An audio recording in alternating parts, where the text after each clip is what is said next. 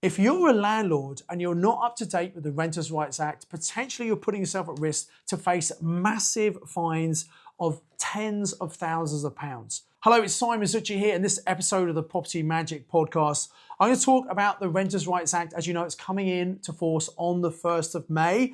And I was at the Property Investor Show. I've been exhibiting and speaking at that show for the last 21 years. And I was amazed at the number of property investors, both new and experienced, who were not up to speed with what's happening with the Renters' Rights Act and specifically what they needed to do in order to make sure they are protected. So I'm going to remind you in this podcast and ask you a question, are you ready? Some key things you need to make sure you are fully aware of. Now, depending when you listen to this podcast, some things might have already missed and be out of date. But hopefully you listen to these on a regular basis. Every Tuesday morning they come out. And actually, if you're watching the video on YouTube, you might want to like this video, subscribe to the channel, and hit the bell icon to make sure you get notified anytime a new video comes out, because sometimes, like this one, they are very timely. So let's talk about the Renters' Rights Act. A very important thing coming up. As you know, if you have properties that are already tenanted, you have to issue something called the written statement. Now, it is now available. I actually did a podcast a few weeks ago where we gave a link to the government website. I'm going to put the link below this video in the description, direct to the government website where you can download the written statement. Now, here's how you serve the statement. You can either deliver it to your tenants by hand, in which case you want to get confirmation from they have received it. And remember, you have to do this up to the 31st of May. Now, I know some landlords have already issued them, but it may not have made that sense to the tenant because it refers to the changes from the 1st of May. So really the 1st of May up to the 31st is when you need to issue this. You can post it to your tenants, sending it first class, making sure it's registered, so it's signed for, so you know they've actually received it. And it needs to go to each of the named tenants on your current AST contract. Or you can email it or text it to your tenants. However, you cannot just send a link to the government website. You actually need to send it as an attachment for them and get a confirmation back for them that they received it. If you don't do this, you can get fines of up to £7,000. That might well be per tenant. So this is absolutely critical. I know I'm repeating myself, but I really don't want you to pay needless fines. You need to know what you are doing. Now, what this written statement does, it actually describes to the tenants the fact that current AST contracts, as assured short-term tenancy contracts, are changing into what's called an APT contract, which is assured periodic tenancy. All the contracts will turn to this 2-month rolling notice contract. Now, obviously, as you know, Section 21s are also being abolished. That was the no-fault eviction, how most landlords would get rid of tenants if they didn't want to have the tenants there for whatever reason.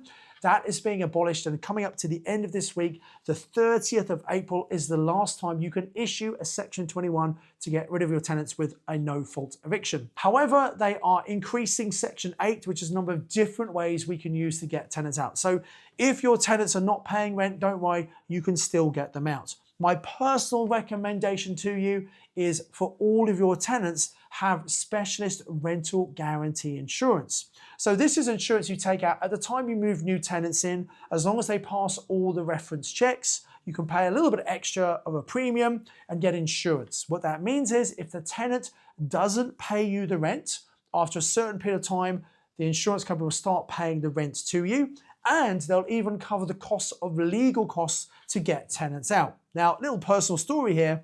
I've got a property on which we have had to get rid of a tenant. He was paying the rent. He was just not suitable to be living in an HMO, very antisocial behavior. So we issued a Section 21. By the way, we were granted it and he's supposed to get out of the property, but he's appealed.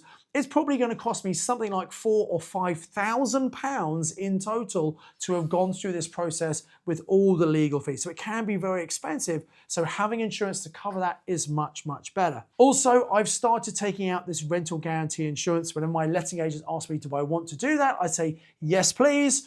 And I'm very pleased I did, because one of my properties, which is a lovely flat, a new tenant moved in, they paid the first month's rent, and then they didn't pay the second month's rent. So we are now waiting until the right time comes. We will be claiming that from the insurance company. Now, obviously, people have reasons why they can't always pay on time. We would like to be sympathetic.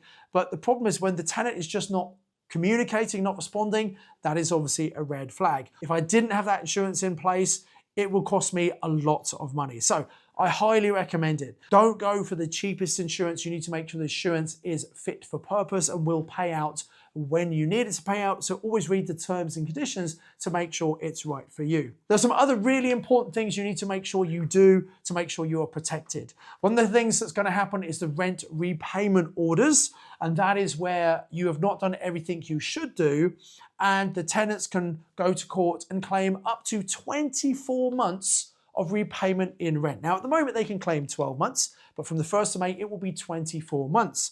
So this is a bit of a big problem. If there's something you haven't done that doesn't tick a box, well, maybe they could claim. Now, obviously, if you've had a property that's not been in good condition, well, fair enough, maybe they should get some rent back. But you could have a property in perfect condition, but maybe the local council introduced selective licensing because they're trying to raise money and you were unaware of that.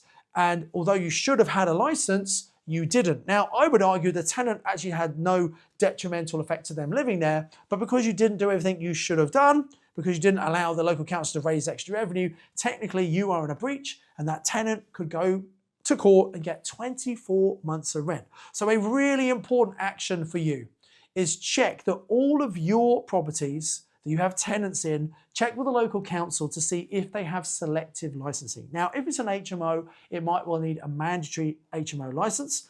If it's a normal property, not an HMO, it might need a selective license. Increasing numbers of councils are bringing in a selective license as a way of raising money because they're all short of cash.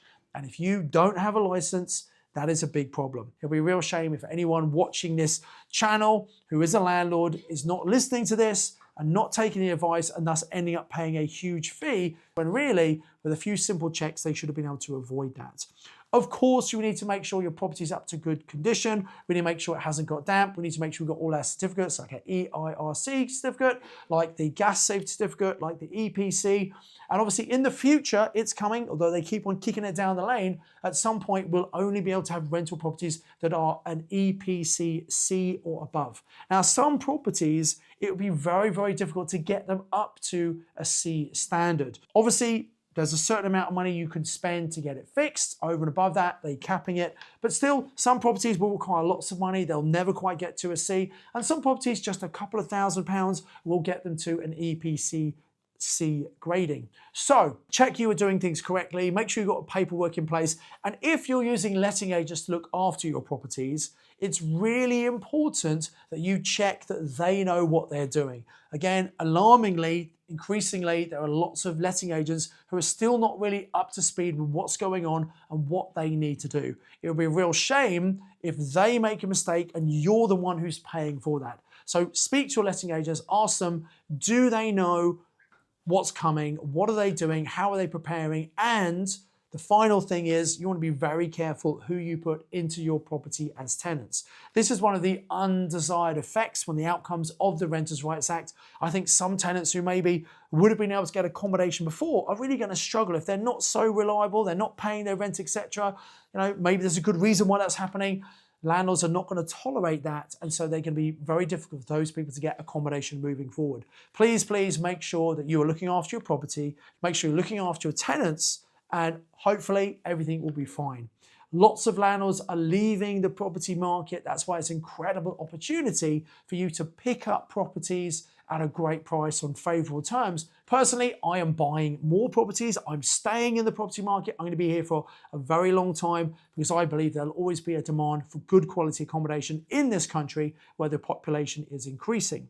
So I hope this has been useful. Please listen again. Make sure you're ready for the Renters' Rights Act. If you're listening after the 1st of May, well, my recommendation is still make sure you're ready. Maybe you want to listen to this podcast every Tuesday when it comes out to make sure you're up to date with everything happening. Hopefully you've liked this. Please do like the video, subscribe to the YouTube channel, and hit the bell icon to make sure you're notified anytime a podcast video comes out.